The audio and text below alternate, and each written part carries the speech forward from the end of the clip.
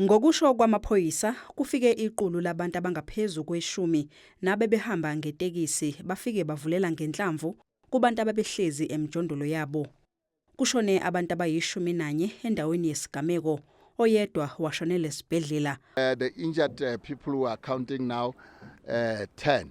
And then those who are fatally wounded, we're still standing at 12, of which is 9 males and 3 females.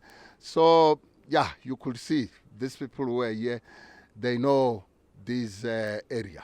Okwamanje akucaci ukuthi imbangela yalokhu kubulala bekuyini. Ukhomishana wamaphoyisa uthi kuseva ukuthi kungaqagula ukuthi lesi sigameko sihlobene nombango wokumbiwa kwegolide ngokungemthetho. It is still early to can confirm the issues of illegal mining, but of course we cannot overrule that because I've seen some of the victims. There were, I think, 1 or 2, if I'm not mistaken, is 2 or 3. Some of the victims where they were lying. It looks like is this a place of the processing center for illegal mining. Abantu abahlala kule ndawo bathi izigameko ezifuze lezi seziyinsakavukela umchilo wesidwaba kule ndawo. Indawo la i-dangerous indawo le kokuqala. Dangerous kune izinto ezininzi ezenzakalayo la.